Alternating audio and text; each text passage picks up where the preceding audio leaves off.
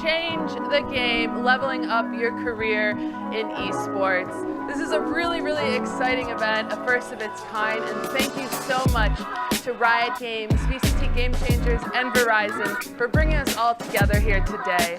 And also another shout out to our partners, Red Bull, AIM Lab, Prime Gaming, and Secret Lab. Thank you so much for bringing this event to life. So a lot of you are here today because you might be looking to lane swap, change careers, take your love for gaming and put it into your career. And so we've got, if you're here on site, we've got recruiters from Riot Games, so make sure you find them, talk to them about the opportunities that exist. There's also a QR code that's going to show up on stream here. You can scan that to find out more about careers in esports. I'm your host tonight. My name is Heather Garozzo. Many people know me as sapphiRe. I've been in esports for a long time now. I guess you'd probably call me a boomer at this point in esports. I was a former professional player, won a world championship, inducted into the Esports Hall of Fame.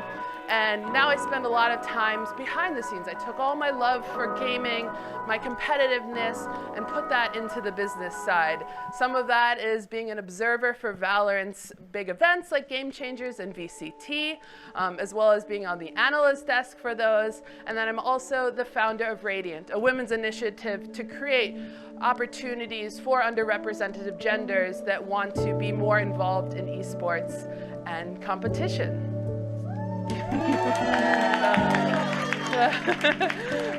And joining me today is just such an awesome group of people that have such a breadth of experience in this space.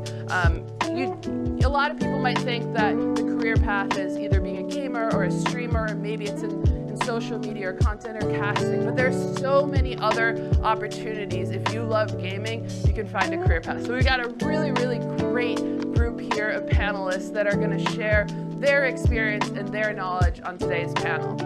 So I'm going to throw it first to Janet Shim. Janet is at Esports Engine. She's the Senior Director of Program Ops there. Welcome, Janet. Hi, everyone. Really nice to be here, and you're really honored to be a part of this panel today. So, quick introduction of myself. My name is Janet. As Heather mentioned, I am the Senior Director of Program Operations at Esports Engine. For those who might not be familiar with Esports Engine, essentially we partner with various game publishers, brands, content creators to create and operate esports programs throughout the industry. And currently I lead a team in North America that helps essentially build programs for all of our partners and clients. Prior to joining Esports Engine, I was also at Riot Games for a little over 9 years, which feels forever, but I was most recently, prior to joining, the global product lead for League of Legends Worlds. So I essentially drove the strategy, the KPI, spearheading the execution for Worlds from 2018 to 2020. So that was my last Worlds prior to my departure. Just really excited to be here, and yeah, excited to talk about esports. Thanks, Janet. We also have Eunice Chen. Eunice is the founder of EnlightGG. Eunice, introduce yourself. Hi everyone, I'm Eunice Chen. I founded EnlightGG, and basically we are a career development platform for people who want to have careers in video games and esports. So this is a fantastic topic for me, and I love talking about careers in esports. And what led me to this point is actually my initial drive into esports, which was the event lead in Riot Games at Staples Center. So we did World Finals there. We did this in 2013 and the World Championships. And Janet and Rel, who you're here from, was part of that team. So it was a fantastic event for me. And I was able to help build event strategy at Riot and learn a lot about everything that goes on there.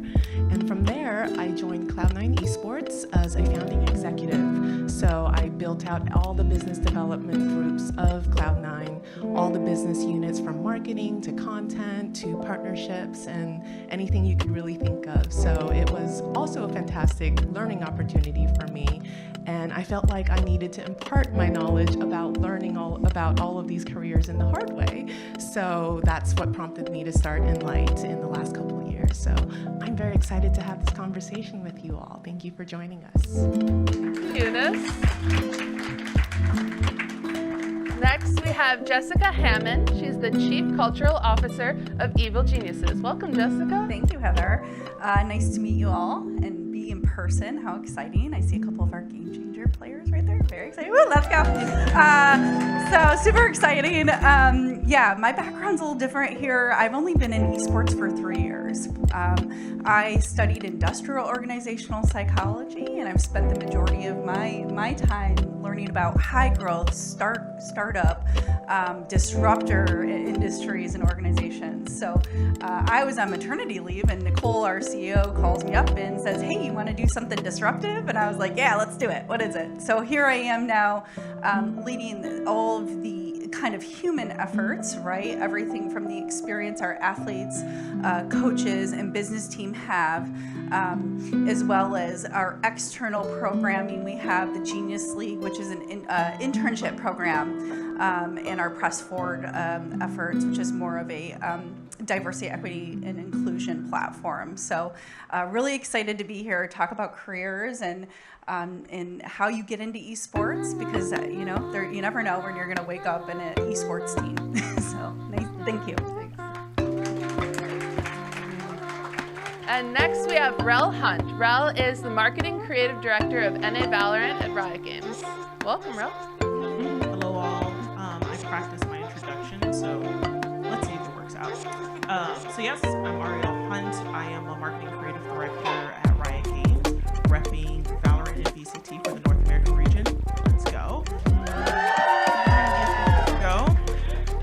Oddly enough, I got my start, well, if you work at Riot, you all got your starts on League of Legends, and I got started in little esports as a visual design production artist, kind of hybrid, right?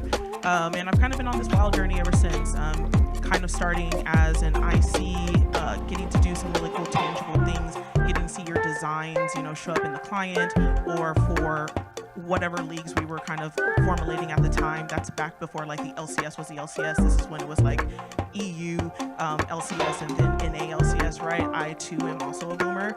And now I get to spend my time kind of sitting on a chair, theory crafting where the space can go, what is sport entertainment, esports, and how it's going to take over all the normies out there in the world. So I don't know, it's kind of cool. Awesome, thanks, Rel. Well, before we jump into it, I love free stuff, and I know a lot of you do too. So thanks to AIM Lab, we've got some giveaways today. So if you're in person, you should have a raffle ticket, so we'll draw that later. And then if you're online, make sure you type in chat, change the game, and then stay tuned. So at the end of today's panel, we'll do some giveaways. So make sure you stay there and type it in chat. All right, so we're going to hop into a series of questions. We've got this format in the sense like we're going to talk about everyone's journey here. What was their path? Because we all took very different paths. Some of us didn't start in gaming. Some of us started in the OG days. So we're going to talk about a lot of those skills that we had to get involved. And then a lot of advice, like how can all of you watching get your start in this industry? Because we know that like this is a place where all of us are really excited to be, but a lot of people have that question, how do I get that in? So we're going to talk about that today. So I'm going to start with you, Janet. Your first question is like, what interests you about esports? Why did you choose this path? Yeah, so a little bit about myself. I have a Korean background. I am Korean American that was born in America, but I had the fortunate experience to actually be raised in Korea during my youth. And if you are familiar with like OGN, like when I was growing up, StarCraft 2 was like the big, esports, just like it was on TV. And I remember growing up and like, playing StarCraft. I'm terrible at it, by the way, but like everyone around me was doing it. So I played, and then, I started watching it, and I'll like, turn on the TV and it'll be on broadcast. So like for me, like esports was kind of like always a part of me. But I went to like college, I studied business that was not related to esports at all. And I joined initially got my start in kind of like, the financial side and realized I really hated Excel. Esports was something that was just totally unknown to me, and quite frankly, I feel like I was very lucky to be able to discover this industry at a time. I had a best friend. She started playing this game called League of Legends. She fell in love with it, and she asked, she knew that how much I hated my current existing job. So she was like, "Hey, we have this contractor role as a recruiting coordinator. Are you interested?" I hated my job so much that I was like, sign me up. So I actually initially started with like a temp role at Riot Games, but I really fell in love with, the game, the company, and also like League of Legends. And at the time, they were really starting to invest in this thing called esports. And I was like, I know this. I remember this. Like, I remember seeing it on TV. Like, I want to be a part of this team. So yeah, that's how I actually got my start with esports. Like, again, totally a non-conventional way, but it was just one of those things that was just part of me, and there was an opportunity, so I jumped at it. That's amazing. Yeah, it's fun to take your love for the game and then find a career path for it, because I know a lot of us years ago it didn't seem like it was an option, so it's amazing that's an option. What about you, Eunice? There's some overlap with my story too. So I actually grew up playing video games because my uncle would just sit for hours playing Command and Conquer as I was growing up. And from there, my interest in video games sparked, and my dad bought me consoles so I could play with my sister, and we would play Sailor Moon and, co-op games. And from there, going on to like StarCraft in high school and so on and so forth. So I played a lot of video games, and going into college, I thought that the only way I could work in video games was to major in computer science, because the only job I knew was people making the video games, and I didn't know anything about the industry around it. And turns out I am terrible at computer science and almost failed out of college twice because I was too busy running guilds in World of Warcraft instead. And that also sparked an interest in me where, okay, looks like I'm actually good at managing things. A lot of what I learned from managing a guild and running raids is that I can do like kind of program management work. But, in my college years, I didn't realize that. And so I got a job in finance, and like all of my other students, my classmates, and hated it so much that I actually was fired from it because, again, I was too busy playing video games instead of working. So I decided to just explore events. Turns out I was really good at event management. I started my own freelance event services, which turned into my own event company, and did that for 10 years while playing World of Warcraft on the side. And when Riot was investing into esports, as Janet mentioned, they were looking for someone who could run events, but also understood the gaming audience, which at that time in 2013 was non-existent, right? I was like the only person on the planet. So I got really fortunate to have been able to combine my love for event management and video games and just start this dream job as event lead at Riot Games, and learned a lot from that experience, really loved it, and from there it really started my career in esports. Great. Yeah. Am I doing that? I have that power? No. I kind of mentioned how I got in earlier, and I think I'd like to touch on why I stay. I truly believe that esports and gaming is an opportunity where everyone has an even playing field, right? Like, what other sport is there out there where men, women, non-binary can come together and really learn, grow? And to me, that's super cool. And I've had such a great opportunity to work with the athletes and coaches and business team, but also the parents and the children. Like, when you talk to an 8-year-old and they're so excited about what we're doing and making that future where they can feel comfortable to come and grow and play the sport, to me, that's what brought me into esports and keeps me into esports, because I'm almost kind of backwards in my experience. I played Nintendo, and we had the Power Pad, over Christmas up north with all the family and such. And so I now play Nintendo on my iPhone, but I am not good. They've got me on League a couple of times. No Valorant yet, but I look forward to it. So I'm not the best player. However, I do enjoy the community and the opportunity that this group of people have to really radicalize how the world works, quite frankly. And so for me, that's just like really cool. So. Right. And Rel, what interests you in esports?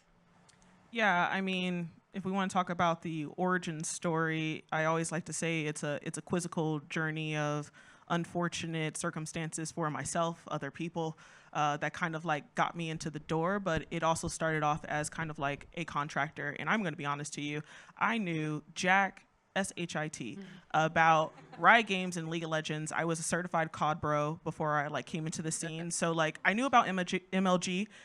I'm gonna say I didn't necessarily connect the dots between esports and like watching, Optic and all that other stuff during that time.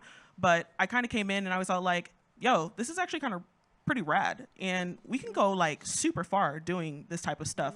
And so then I kind of just radicalized and was like, I'm drinking the Kool-Aid. Let's go. Like, let's make this the most poppinest thing. Like, F traditional sports. Like this is where it's at. And I think the opportunity space has just been what has kind of continued to keep me here. And when I say opportunity space, I'm specifically talking from creativity, right? What we have to offer this world, this next set of generations that these old people couldn't do, and inclusivity is also a part of that, but I'm talking like tech software shit, right? Changing the spectator mode and, changing this from just you watching people on stage, but you can be able to like touch them, but from your home, like that crazy shit, and I don't know, that's just always been a thing that's kind of like kept me in this space, kept me moving. Seeing our pros finally like level up their style, right? You're now seeing that everybody has their jerseys, their fits, their shoes. I was like, girl, you should have been doing this back in 2012. Like, y'all should have looked like this all the time, Like the way the teams are starting to invest and kind of like getting into content, starting to prop up players, even if pros aren't still in the scene or active, but giving them the space to still stay with the brand. I think these things kind of keep sustainability within this. It kind of keeps it in this idea of generational sport, right? And I'm just very excited to see how far we can kind of continue to go on this. I'm sorry, I can rant on this subject. No, I love it. No, and this is something that excites me too, and especially like reflects on what Jessica said. Like anyone can do this. Like one of my favorite things about being involved in esports events is like you see your favorite player do something and like you can immediately like hop into a game and try it. Like it's going to be hard to do. Players are very good, but like there's nothing stopping you like physically from doing that, and I love that. So my next question, we'll start with you, Eunice, on this one. I like to talk about like all the different tasks you do on a day-to-day. Like what are your responsibilities? And then what are some of the other roles you interact with to give people an idea of all the different jobs that exist in this space? A big part of what I do as a founder at Enlight is business development and partnerships. And that's also one of the roles I held at Cloud9 for a very long time because, as you know, esports teams strive on sponsorships. And so I'll be talking a lot about that side of the business since we have such a well-rounded panel here. I could jump into an example. When I was at Cloud9, I worked on the Red Bull partnership with Cloud9. And one of the biggest things I would say as a tip in working with partnerships is not necessarily thinking about it as sales, right? Because the way I viewed sales was sort of negative, right? There's like a negative connotation where you're like a used car salesman and you're trying to peddle your wares, and I really just didn't understand what that meant.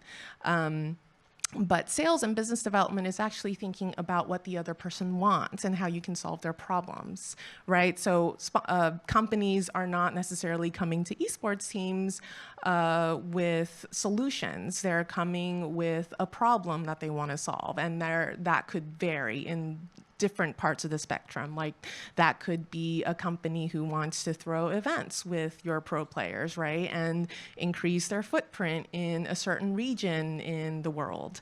It could be a company coming in with digital innovations and digital priorities, so they really want to do more video content or social media content.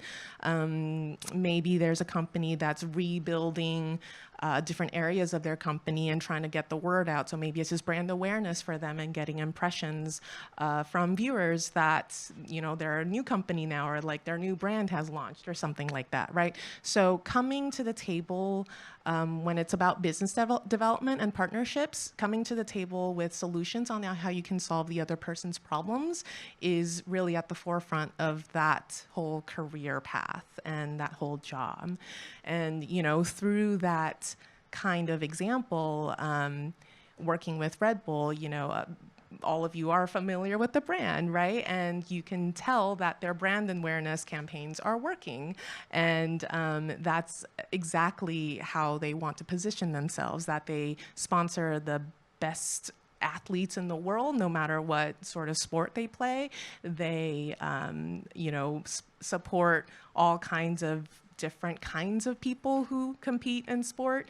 And so esports is a huge focus for them. And, you know, we come up at Cloud9 has come up with solutions to figure out how we can help them solve those kinds of problems. And we'll deep dive into this a little bit more later, but you know, through that kind of role, you're working with marketing, you're working with content, you're working with talent management and the player managers. You're really working across the entire company to fulfill those sponsor and partner obligations. So there's an entire art to that, but I'd love to talk more about it. Great. And what does a chief cultural officer do on a day-to-day at Evil Geniuses? Just sit in my office, judge everyone. That's what people probably think, but it's not true. I'm very in the weeds. I have an amazing team, and we do the gamut, right? From recruitment to onboarding to ongoing development to the experience to the health and wellness programs to the perks we offer. To, you know, in real-time coaching and counseling for our people. So that's kind of like what we do as a team. We also have the Genius League I mentioned earlier, internship program. So we have a lot of events that we manage through that. And then I'm an executive, so I sit in the executive team, and we're talking about strategy and branding and who we want to be when we grow up, budgets, right? Fun numbers. I'm not good at Excel either, so but a lot of people are around me, thank the Lord. But we do all sorts of things at that level too, right? So I'm constantly, you know, doing something up here, but then also going down here, right? And sometimes I'm cleaning up the kitchen, right? Because somebody left something out. And I also oversee office management, so we want to make sure that experience stays nice and clean.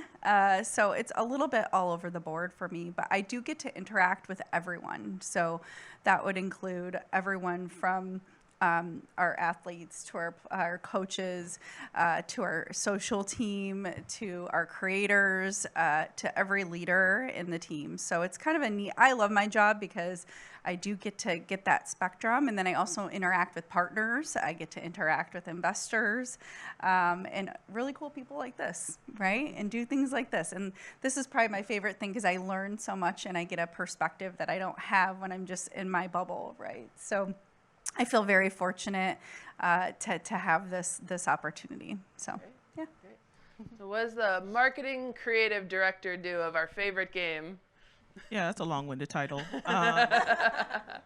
You know, the theory is that I have a POV, right? I have a perspective on this industry, potentially on the pulse, you know. And I say that it kind of pairs down to the idea of developing creative with a team, pitching said creative to some stakeholders, getting that creative funded by those said stakeholders, and then assembling a bunch of really cool designers, editors, mographers, 3D specialists, I don't know, musicians, anything to kind of get that creative like up and running, spun up, and then finally unleashing it to the unwashed masses, right? And waiting for you all to cast your judgment and either, set my mood up or set my mood down, like it's topsy-turvy out here with y'all. You never know what's gonna hit, But that's actually part of my job, is to find insights on what does hit, right? And that's the reason why the title's so long. It's marketing, and there is an assumption that I have an assumption on you all and what you are tending to do, what your tendencies are, and like what apps you're on, what you're not about, if you're using thumbs up or not, and if you do use it, if you're a boomer. I guess I'm a boomer. And so usually that's kind of what the day-to-day kind of transcribes out to. Who am I working with? Well, I have phenomenal producers on the team. Those are usually the people. If you're a president, they're the vice president. They're the ones who are doing the work, where you as a president get to sit there and just smile. And they get to run ragged trying to get those dreams out through the door. And then you also have a brand manager there, and I like to call them the cooler. So if I'm this ball of fire and I have this idea, I expect my brand manager to be a really good icebox. They're gonna poke holes. They're gonna come at it with so many ways, and if my idea is salient enough, I'll burn them out. I'll melt them to smithereens. But if they're good and my idea sucks, well, they'll freeze me out, and then I have to go back to the drawing board, right? And there could be other people too that we have to go through. I said stakeholders, so we have bosses. I do pride myself, and I pride any creative here, especially at Riot, since we have multiple IPs. Valorant is dope, but you need to know that World Finals is happening right now. And what the heck is League of Legends doing out here? Oh my gosh, they have a Spotify drone show. They're taking over, this crazy ass stadium. They have Lil Nas X. Damn, we need that. You know what I'm saying? Like, you got to keep your eye on the competition, and it's not just in Riot, right? I got to be looking at Overwatch. You got to be looking at COD. Like, you just kind of keep yourself out there and, figuring out what to do. And it's not to mimic, but it's just to understand, like, oh, wow, did that really hit? Oh, did y'all really go up for that? Okay, word. Well, guess what? I got this for you, And so that's kind of like where it kind of pairs down to. Hopefully that made sense. It did. All right, maybe we'll start with you, Jessica, on this one. Is there like a specific project that stands out for you, like that you could walk us through, like step by step? Like, what was your role in bringing that project to life? Mm-hmm. So when I first joined Evil Geniuses, we had to define like what it means to be a genius, evil genius, right? So we went through and talked about our core values, but how do we translate that and bring it to life, right? What do the behaviors look like? And then how do we make sure people understand what those are? How do we make sure we're bringing in people that align with us? So we took those behaviors and we embedded them into our scorecards for recruitment. So when you interview with us, like we have, even the athletes, like we have a scorecard and we look at those things because we do things with intentionality, right? Because we want to make sure that we have a team that gels and works together and everyone knows what they're getting into, right? And then we embedded that into onboarding so that when people come in, they go through an onboarding program that also has those values and behaviors embedded in them as well. And we have different learning sessions that accompany that. And then we also have ongoing coaching and performance conversations, all kind of centered around those. So it's all with intentionality, not ad hocness, right, that we do things. And so what that's done for us is it's helped to create a team that has clarity and understanding of like how they fit in. So I would say that's one that stood out for me because when I first came in, it was kind of like we weren't really clear on what we were doing or what kind of people we were bringing in. But today I feel like we're much more clear, and the team. The most important thing to me is that the people coming in like understand what we're about. They understand themselves, and they come into something that they feel like they can be a part of. And then when they're there, they understand that they can be successful. And if they're not, let's talk about it and why. So that's kind of one that I could think of. Love that. Anyone else want to jump in? Whoever has a project that you own that you want to talk about? I guess I can talk a little bit about Worlds because Worlds Finals is tomorrow, and Perfect. I know that's very topical in many people's minds. So giving you like peeling the curtain back a little bit of what goes behind the scenes, and as you know, Worlds has become one of a really big beat within Riot Games publishing cycle. And I think over the years it became more than just esports. It became a celebration in gaming. But that does mean that it is no is no one person that is driving this. This is actually, hundreds of people at Riot Games putting their whole years of work together for it to kind of flourish into this 5 weeks of competition and this World Finals. So as a product lead, my responsibilities and jobs was to really making sure that all of the different disciplines within Riot Games share the same vision and share the same goal, so that whatever the brand of Worlds is at that time, make sure that it is integrated across all of the different beats of that we actually provide to fans, whether it's music video, whether it's graphics, whether it is some of the print graphics that we actually put on the venue. We also work with the comp ops team to make sure the competitive schedule is actually up to date. Sometimes you've noticed we try to change schedules around, trying to test out how it'll affect different viewership numbers across the world.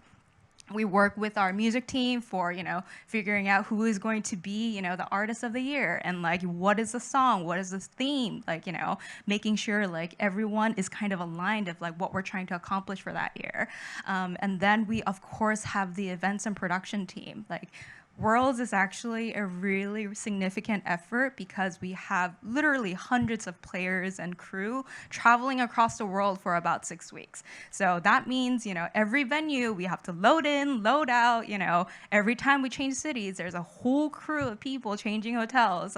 There's going to be people that are assisting every step of that. I think many of you know, in each hotel, we have to set up practice rooms for all of the different teams. Someone prior to going to that city is setting up, our IT team is setting up all of those practice rooms, making sure that pro players can just, roll in, check in, drop in their bags, plug in their peripherals, and play. So these are kind of all the steps, and, just making sure all of, our deliverables, all of the project management is on track, and making sure if there needs to be a decision that needs to be made.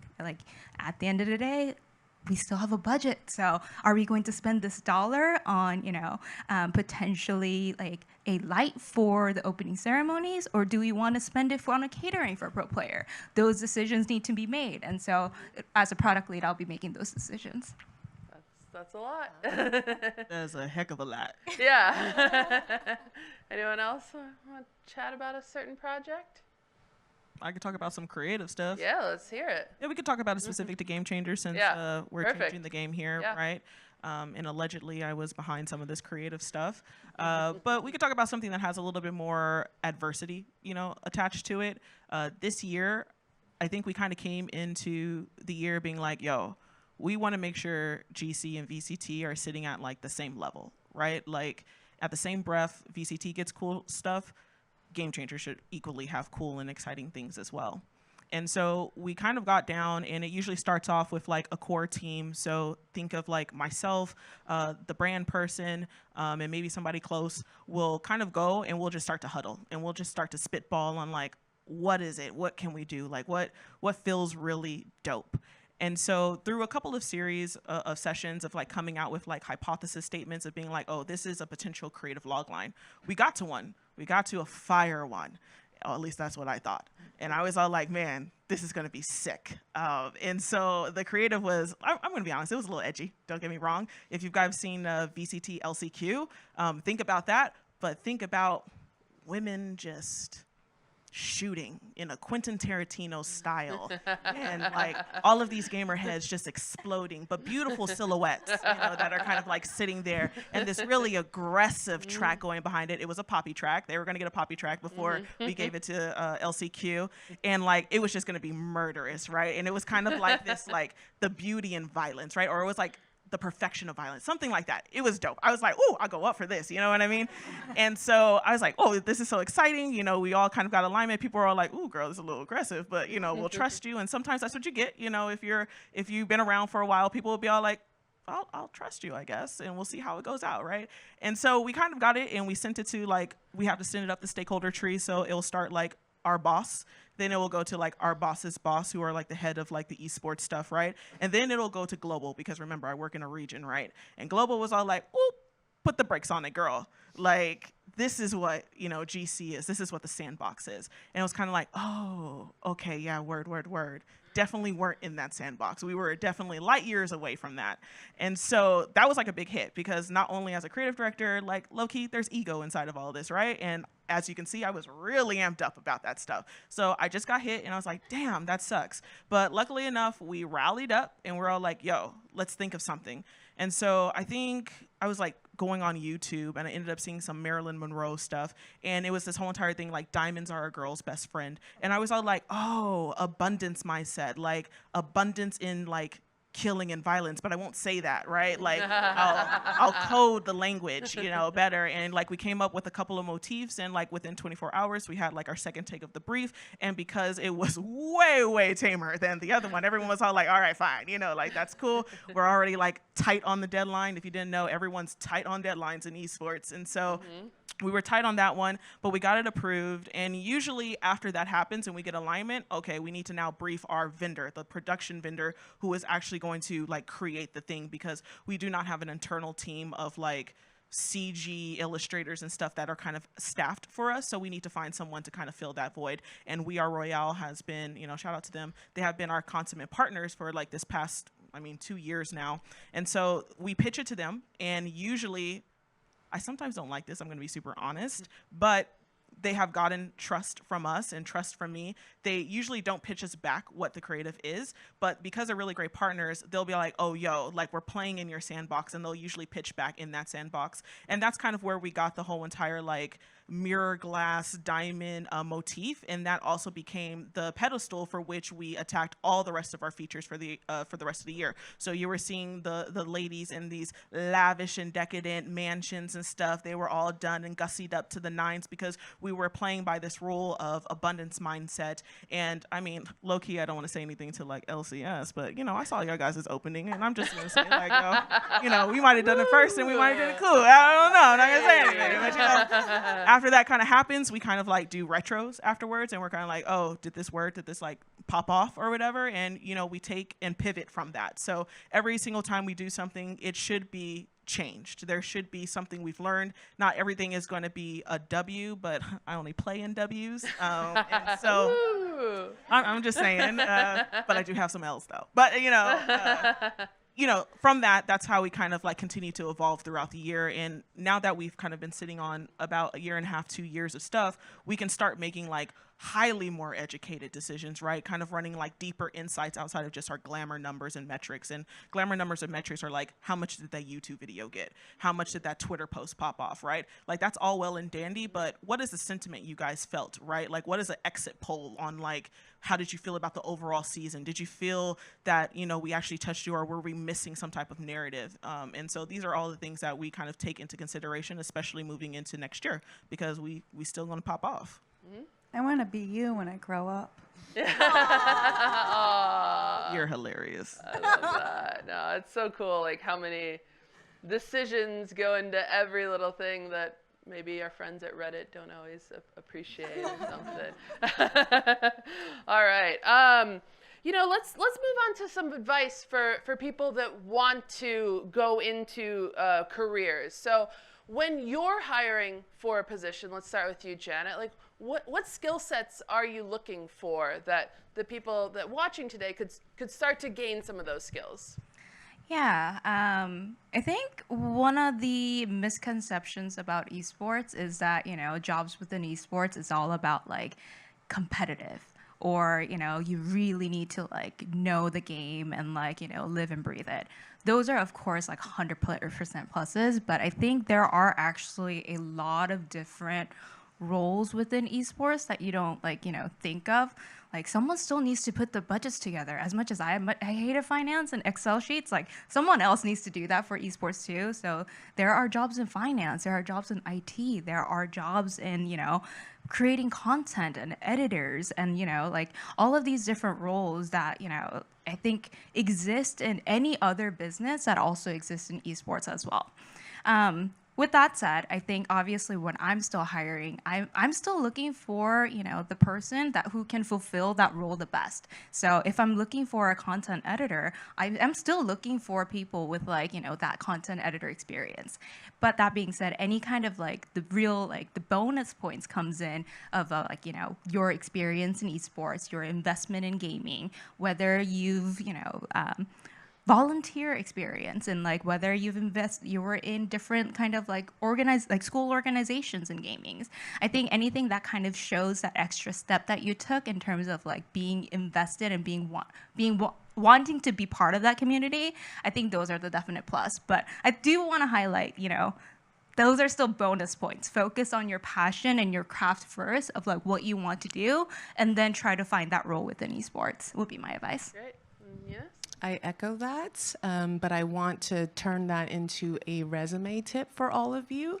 If you're looking at a job description, they're literally giving you the answer of what they're looking for in a person. So all you have to do is make sure your resume looks like the job description, but you know, by telling the truth. So if you've done something like if the job description is looking for someone who can, I don't know, manage a content calendar. Well, like even if you're running a raid guild or running a guild in some game, that can sort of translate into that because you're running a calendar, you're working with multiple people, you're working across teams. So be creative about the skills that you already have and translate that into what the job description is looking for. Great. Jessica, what advice do you have? I read this quote the other day, and it said something about like weaknesses in one environment are just strengths in another, right? So I do believe like matching yourself to the company and understanding like you're interviewing them too, right? Like you need to understand what they stand for, what they prioritize, how do they make decisions, right? How they handle stressful situations and conflict.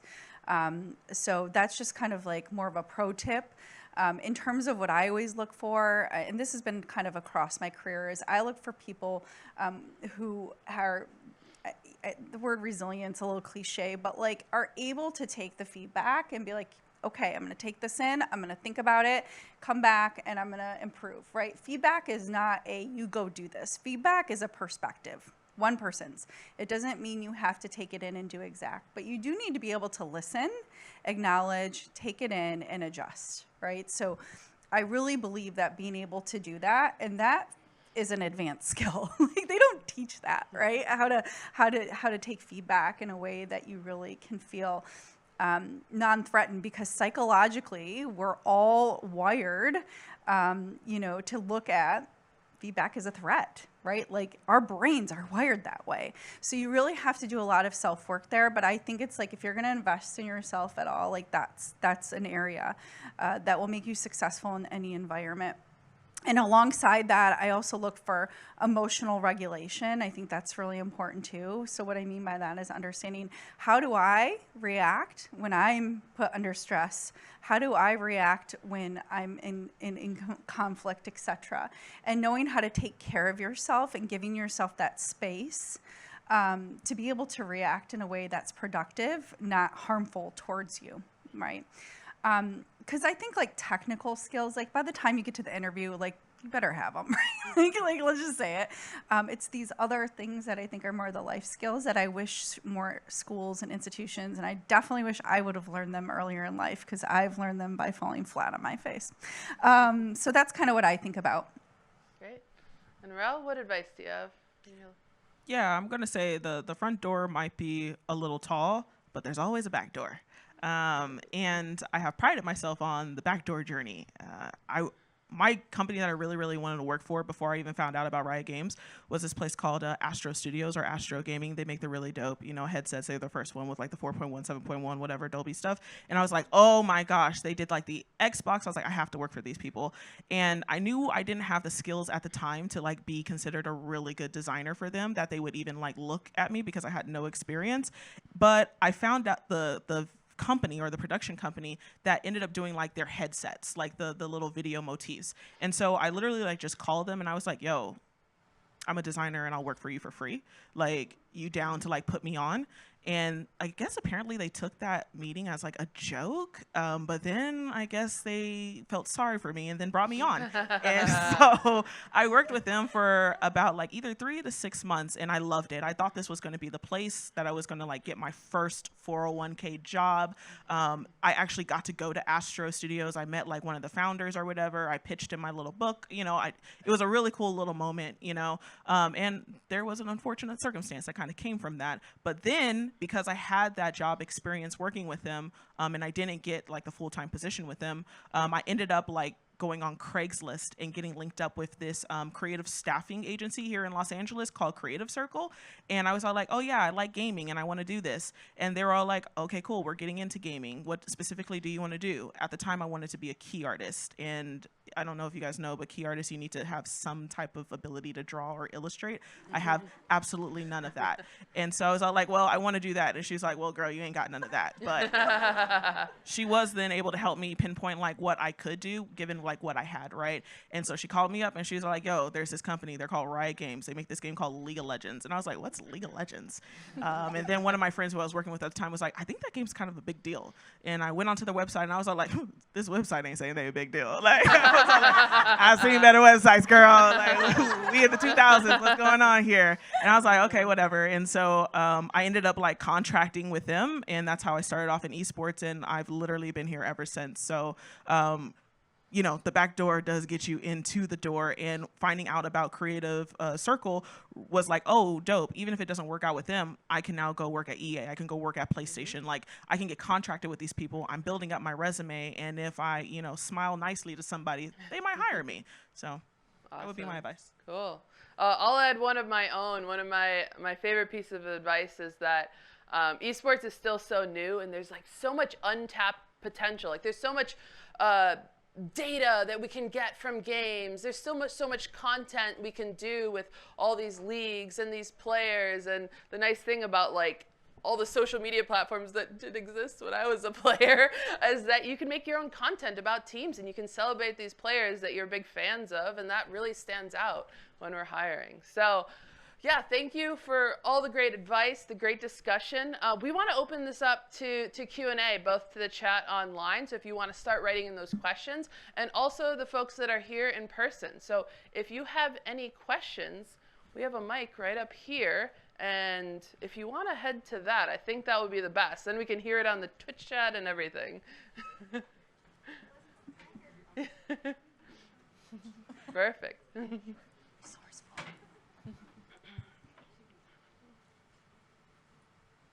Boy, first to go. That's a little bit nervous. My name is Razor, and my question is, what advice do you have for neurodivergent women who may lack emotional regulation? I think, great question, because I've come into contact with this, and I think like the self-awareness factor is super important. And there's this huge community out there. I think having the conversation and being open about it and making people aware, I think the bottom line is people are scared to talk about these things because they're hard, right?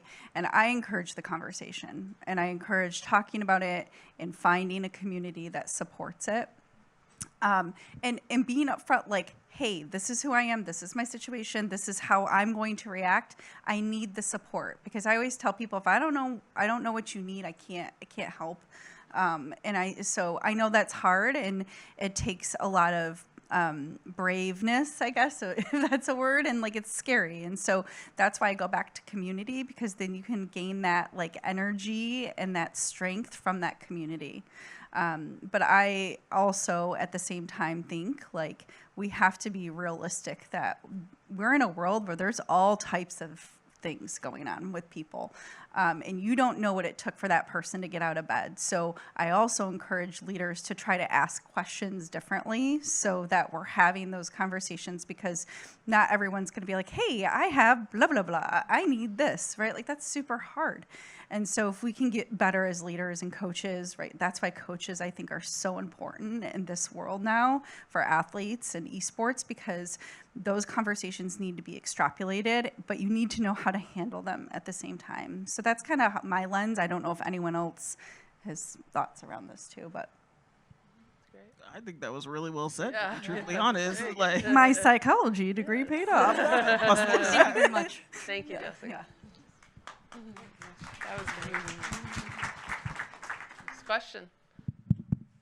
Hello. First of all, I want to say you guys did awesome up here. I really enjoyed what you guys had to say, and I did learn a lot. My question to all of you guys is, I'm a student that goes to a community college, and I want to get into esports. I've been involved in esports since my freshman year of high school, but do I have a disadvantage compared to people who have the ability to go to a Cal State or a UC or any university of some type? No. No. Yeah.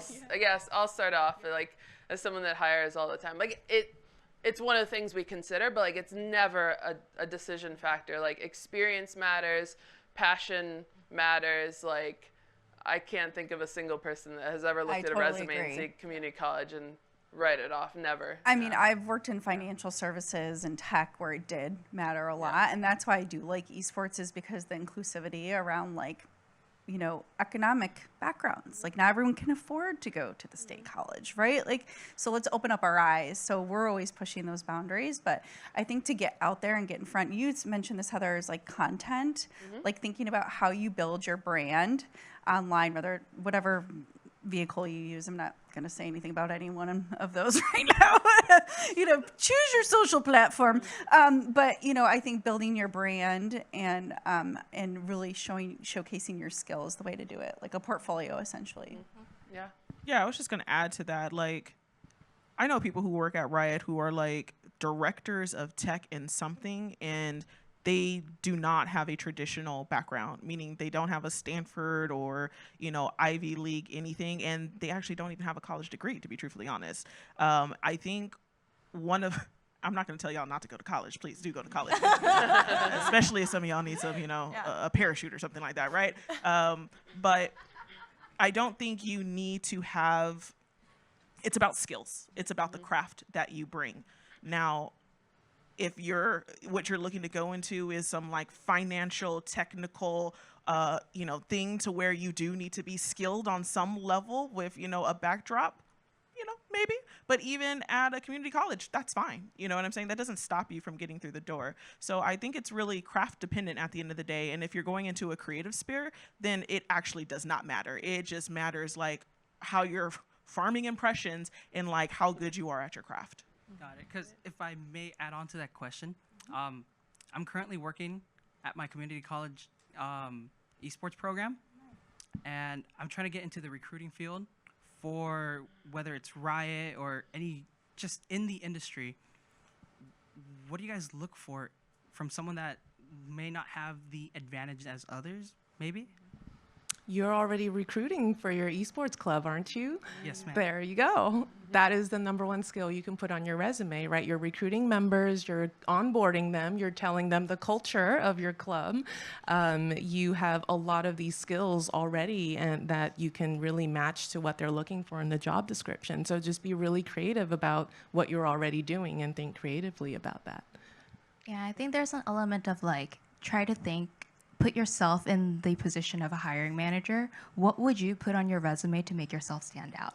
Like a lot of the times, I'll be very honest, even when I was at Riot Games and even at Esports Engine, a lot of the times, like when I put out a role, I legitimately get hundreds of resumes, and we have to kind of read through those very quickly. But I understand resumes feel so unfair because you're trying to represent yourself in this one piece of paper. But what can you put in there that is pretty much like, what does the job description say? How does that translate into, you know, your experience, and what makes you stand out? Like, what is that one special thing that you can put on? I think that matters more than anything, you know, what college you went to or what you majored in. Because I majored in business administration. That didn't mean anything for me to get into esports, to be honest. So again, don't worry too much, but really focus on like what you want to do and the craft and how that translates. One last thing, don't think about it too much. Just go. You got it. I can tell. Thank you. Oh, wait, one more.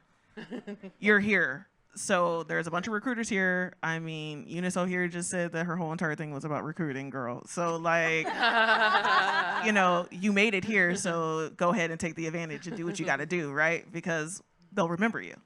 Sounds good. Thank you. Thank you. Next question. Hi, I'm Edward. I'm with Irvine Valley College, and to the gentleman who spoke last, Danny, you're already doing an amazing job. Aww. He's one of the students I've been working with. So one of the big things you all have mentioned is about the kind of how it's been an amazing equalizer for esports. That's kind of been one of my big selling points for it on my end, and I wanted to really get your perspective on how that is brought up, especially to make sure that every side is understood. It doesn't matter whether you're man, woman, non-binary, no matter your sexual preference, no matter your skin color, like how that conversation is brought up. So it is, so that way everybody can understand like how that is going to be a great conversation to have, and everybody is understood. Could I ask you to repeat that like first thing that sparked off your topic? I believe it was Jessica who mentioned it as the great equalizer. So basically, it doesn't matter like your orientation. Oh, that esports is the great equalizer. Yeah. Oh, Exactly. okay. Yeah. Sorry, I couldn't hear it. And what's your specific question? I want to nail it. I would love to get how, because there were controversies back in the past in regards to that. But so obviously it has been either poor leadership or most commonly through a poor communication between staff and leadership. So I would love to get y'all's perspective, because all of y'all have made major success through your careers. And I would love to get your perspective on how that can be communicated effectively to your team. To bring people along in the journey kind of thing. So everyone in this room has bias. I don't care who you are. Everyone has it. And so we need to recognize that and be okay with that. We're all human and people. So I think we have to meet people where they're at and have an open conversation and not condemn them for that being like open. Maybe you don't know what people have been through, right? And so I just like to open up conversation with people, like very in a sense of like, help me understand like where you're coming from, because I know you're an intelligent person. It's not that you're stupid. You just have a different perspective. So like, let's talk about it. And then go from there. Right? And then kind of try to bring people in the journey, because my biggest thing is, even with like athletes who maybe have done something in the past through a social platform that wasn't what I would consider appropriate or in alignment with our values, like I still want to have the conversation, because I'm not going to condemn them if they want to change. Right? And I think oftentimes we're so in this cancel culture, like we want to cancel everybody. It's like, come on, like that's not going to get progress. Like we have to, if people are open to the change and wanting to be part of the world we're all trying to build here, then like let's help them. Right? So I think it's just that open dialogue and understanding where people come from. And you could have roundtable discussions at your school and such like that are facilitated and moderated. Like that's just one tactic that you could consider. I actually don't know if this is in my pay grade to answer, to be truthfully honest. It's not that I didn't like understand the question, but there is something that I don't necessarily think I comprehended. But I don't want to throw it out there. I'm Black and a woman, and so me just existing is pretty disruptive in general. And I think we've been lucky enough to have a team that is quite diverse. And so, from the creative position, I guess I feel like we ain't never got to worry about our creative. You know what I'm saying? Because like it's coming from so many lenses. It's getting checked through so many people, right? And I think that's a plus and a positive. And the reason why we're able to like execute at such a, what we believe to be a high level, is because we are finding authenticness, in ourselves, and like finding a way to transcribe that and not do it as the fact that I'm only marketing to Black women. Well, there's not a lot of us in the space, but like, as you can see, it's open enough to where everyone can like hop onto that kernel. It's a salient enough idea to where everyone can kind of understand that. Honestly, if I may follow with that rail, I've followed some of the projects you've been working on with your team, and you've pretty much been living the best example for how to basically follow that process. Because it's not about, you basically just like, if you're talented, it's not about that end. We're just going to work together and just kick ass at it. I appreciate that, but I also want to throw in there too, I know I'm Black, and I think it's a really dope weapon, right? Like, know that you're Asian, know that you're a woman, revel in that shit. You know what I'm saying? Like, make them feel uncomfortable, you know, it's a power. Thank you. What's up? Thank you very much. Thank you so much. Great. I think we have three more questions in person, and then we'll grab the Twitch chat. So, next question.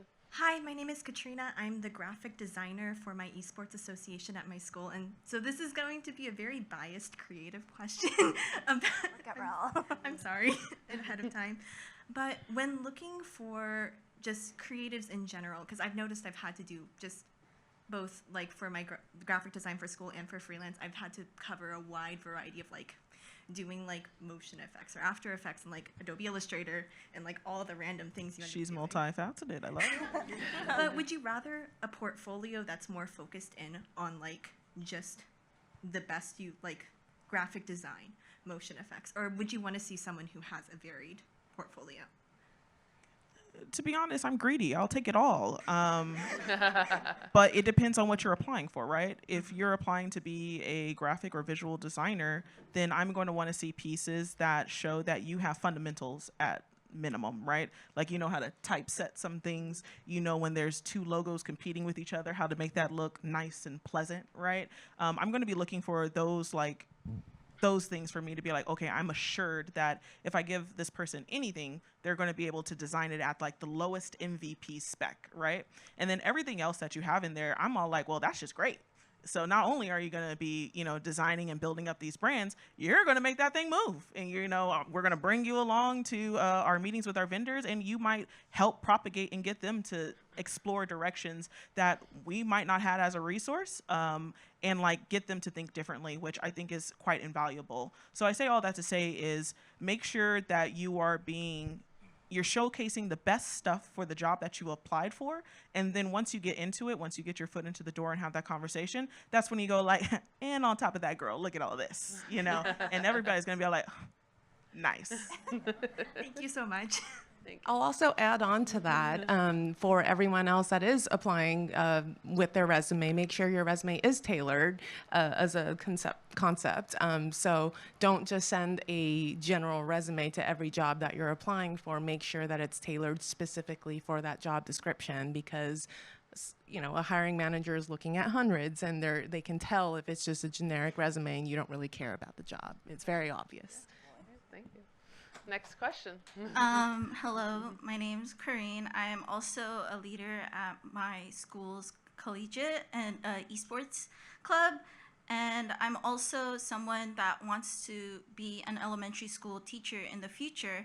And I know Jessica said that she worked with children and like to see the light on their faces. Like, I know a lot of people grew up playing video games, and that's how like I got into esports too. Like I grew my interest, and so I just wanted to know if like companies are trying to or like investing in especially like K-8 to see if like children, or to see if they are willing to invest in the esports scene into like K-8. So it's my dream job. It really is. No, I think, call me up, I'll come visit if I'm in town. But I want there to be more, I really do. But I think any one of these people up here would like come do it for free and like speak to the students, not to speak for you all in your time, but so I think companies are starting to do that. In fact, yesterday I was at a summit for esports, a business summit, and some of the states are granting workforce development programs for esports specifically for K-8. So I know like at the state level, a lot of people are trying to do some good work. So I think it's happening. I think it's happening. I know we did for Raidiant, we did I think it was 8 to 18-year-olds split into 2 different groups, and it was online, and I think like some of it was a little hard, you know, convincing parents that were going to do this. I think Emily, one of the pro players for Evil Geniuses, she was one of the speakers with that, and we met with the kids, and they were just so excited to talk to pro gamers. Even they didn't even know that was necessarily possible at the 8-year-old age, but it's starting. It's starting. Hopefully, we need sponsors. See more of it. We need sponsors to fund us. No, but totally. And I think like just you know, if you're going to focus on any skill, it's like kind of what we talked about earlier is like how you react to kind of negative behaviors, right? Like the bullying and the toxicity. And like, if we can start that younger so that bullies don't turn bullies into bullies, right?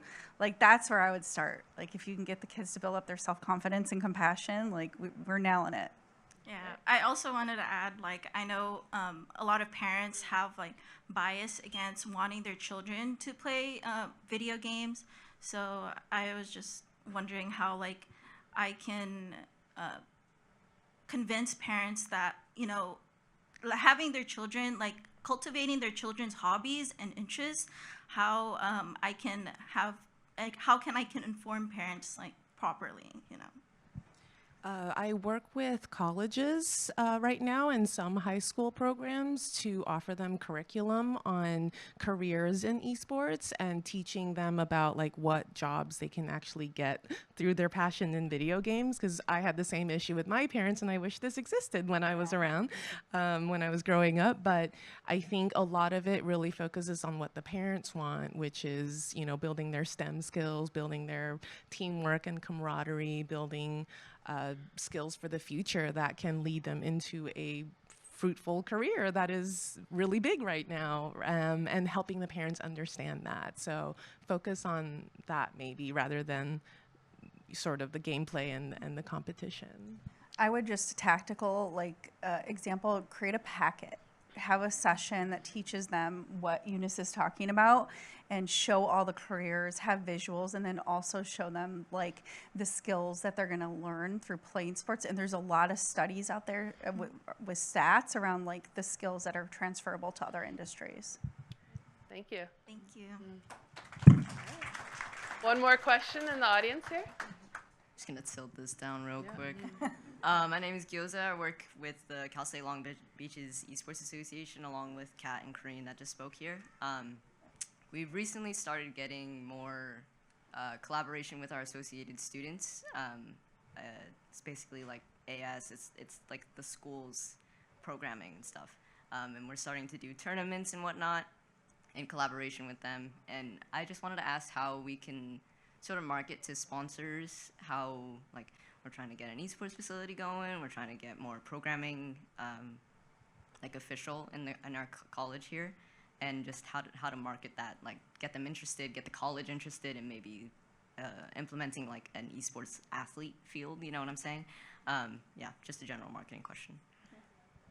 Are you trying to market to the college to get them on board to build this, or do you already have that set and you're trying to get revenue from sponsors?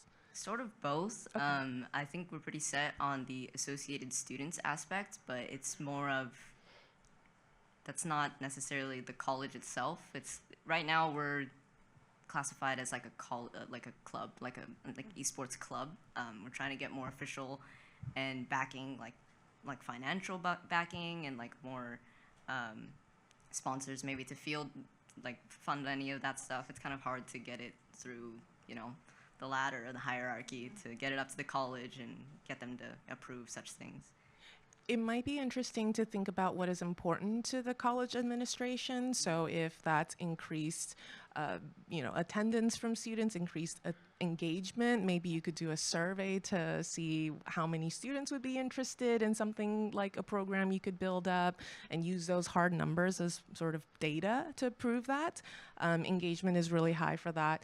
Career placement, job placement obviously is important to colleges. So, you know, all the career stuff we talked about here, sort of fostering gameplay and like your esports program more can help people and students land better jobs potentially in the industry. So I would build a deck around that and figure out, okay, how can I sell this to the college admin that helps them understand where the value is? And the revenue stream is a whole different deck, right, that you're building and sending out to sponsors, but that it also is a deck where you're thinking about, okay, what do sponsors want? Do sponsors want to sort of engage with your students in this particular area? What can you offer as a college or as a program that is different from other colleges that are offering something? So really think through from their perspective, what they're looking at and how it's valuable to them, and do some legwork, like throw out surveys, I don't know, all kinds of random stuff you could do just for like soft numbers. And I'll also add to that too. Like brands don't want just like a logo slapped anymore. They want like what is that brand doing for the organization, for the community, and think through what you can offer so that that brand feels like it's adding value as well to the community. I know that looks really well. Perfect. Thank you so much. Thank you. Great. All right, we have one question from the Twitch chat. This is from Yams09. Yams09 asks, it seems like everyone on the panel got to where they are through years of experience. What would you say is the one key attribute that brought you to where you are today?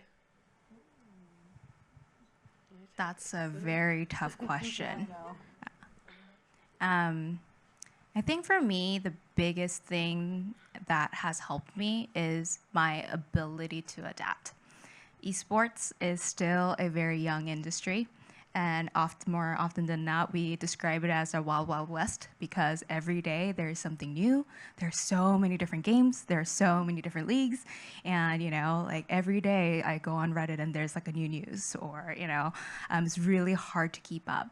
And also, like, as esports kind of, started, and as this kind of had its explosive growth, like, there were so many new jobs, and all of a sudden we had to do, like, things that we never thought about. Like, I don't think in 2012, like, we thought about, like needing really, like, designers to a degree that we use, or music performers, or, to, like, server development, to, like, the finance, like, so pretty much as like the industry changes every day, there are new jobs or there are new changes every day, and for you to be able to adapt and like learn and adapt, and I think that's helped me throughout the years. Like for me, yes, I've spent a decade in esports, but it was never the same job. I started as a recruiting coordinator, and then I actually did a live production. So I managed tournament realms for a while. And then I went to the Berlin office and we launched the ULCS, and because that was a growing thing. And then it became Worlds, and now I'm doing it for more programs. So every day is changing. So just being adaptable, being open to that, I think that's definitely what's helped for me, I think. Anyone else want to add to that? I can go. I think, take care of your mind. Like, take care of your mindset is what I mean there, right? Like, I think of life, like, you ever see those, like, blow-up kiddo punching things where it goes boing, boing, like that? Like, that's life, right? And so you have to be able to get up and deal every day. So if you can take care of your mind and really focus around what is your vision for yourself and believe in yourself, right? Because no one cares about you as much as yourself, and like you have to realize that. I know that seems self-serving, but if we are better about taking care of our minds and taking care of ourselves, we're gonna be better for all of us, right? So I think, like, for me, I didn't know I was doing that when I failed, but I would get back up and, like, let's try it again, right? Because life is filled with failure and people that don't believe in you. So don't fall victim to that, because you're not a victim. This one's kind of hard because my journey in esports has been directly attached to, like, working at this publisher, right? And there's other things outside of esports that's at the company. But I think the one thing that's kind of kept me in this game, and trust me, it's been a hard game, is having a North Star. And it hasn't been specific, because when I first started, I was like, best designer there ever was. And I'm not that anymore, I don't know if I ever was going to be. And so that's now changed to, like, making this truly genre defining and authentic in this space, right? Like, my scope has broadened, so I'm not beholden to just one career path, but like, or one discipline, but kind of going in a place that's allowing me to attack or get to this idea that I want to, like, achieve one day. And so I think that's the thing that's been keeping me in the game. It's been kind of directing a lot of my decisions on, like, the teams I'm with, the chances and the things I'm willing to do, when it comes to having creative out there. So yeah, try to get a nice broad North Star. Cool. I had some time to think All about right. it. So I would say be brave about investing in yourself and your growth. And in this environment, not just esports specifically, even if you're working in a different industry with social media, with, you know, all kinds of different ways to get noticed and learn, your possibilities are endless, right? You can go on YouTube and learn anything you possibly want. You can learn a new language with all the multiple apps out there. You can literally learn any skill if you put in the time and effort and you have the motivation to do so. And if you're brave about doing that and reaching the goals that you set for yourself, you will eventually get there. And all you have to do is compare yourself to yourself yesterday and nobody else. So just think about yourself and grow day by day. Awesome. So we've gotten a lot of great advice today. I hope you all have some takeaways that you can take and move forward in your career, hopefully one in esports. We also have some great advice from Shopify Rebellion's Flowerful. So it's going to roll a video here. Hello, my name's Kayla, also known as Flowerful. I play for Shopify Rebellion. When I first started competing in VALORANT, I was in my senior year of college, and it was my first PC keyboard mouse game. And when I started playing in beta, I placed bronze, and towards the end of beta, I had grinded all the way up to diamond. And then about a year later after that, I hit Radiant for the first time. So for anyone in a lower rank struggling or feeling a little like unmotivated to keep grinding, there's so much you can improve on if you just keep playing, watching your favorite streamers and pro players play. There's so much you can learn from, and just stay consistent and grinding, and you will improve so much and so quickly too, I'm sure.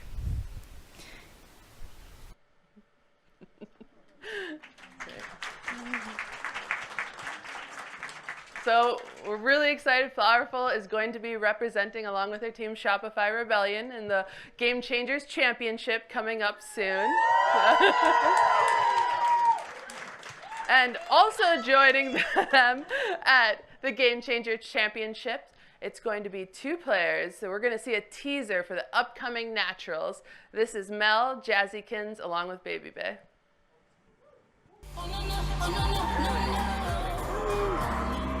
I thought you said you never did this before. Maybe a couple times.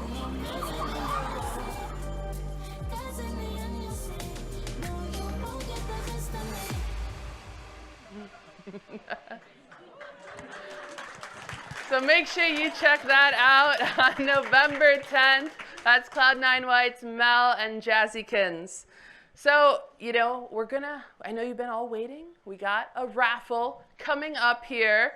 So, I think, it's right, it appeared here. So, this is brought to us by AIM Lab. So, I'm going to reach in here, I'm going to call the 3 names, or numbers, and then you're going to grab your prize at the raffle desk after this. So, here, Jenna, why don't you pick? I don't want the pressure. Sure. I don't want the pressure. All right. All right. Do I need to read the name? Oh, I guess the name. Yeah, we can do name. I think the winner is Catherine Pan. Oh, congrats, Grab it, Catherine. Thank you. All right, we have 2 more. Anyone else want to pick?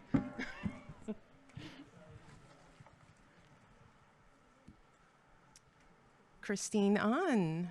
Yay. Christine On, all right. One more. No, it's all you.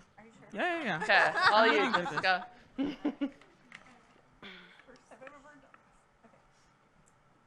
Tevin Mock. Tevin On. Woo! Congrats. Thank you so much, AIM Lab, for the amazing prize pack, which you got here. All right, and then we do have some Twitch winners, I believe. Let's see if we can get those winners. Maybe we're still drawing. Okay, coming up. 1 second. All right. So we've got the winners on Twitch. You're going to be contacted by a moderator. We got Mysteody, Mysteody, and then Jeaned _ JEANED _. So Ahmad's gonna DM you now. Make sure you're paying attention and get your prize pack from AimLab. So thank you all for this awesome panel. I hope you've all enjoyed it. Before we close out, I just want to take one moment. I know in the audience today we've got KP, we've got Benita. They're going to be representing North America in the Game Changers Championship. And hopefully watching online is also Cloud9 White. So let's just give them all a good luck.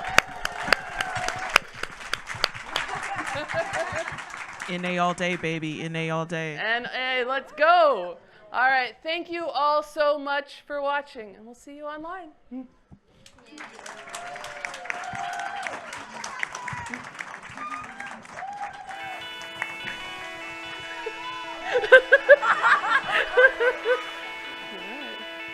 think that's it. All right, let's go have some drinks and party, right? Yeah.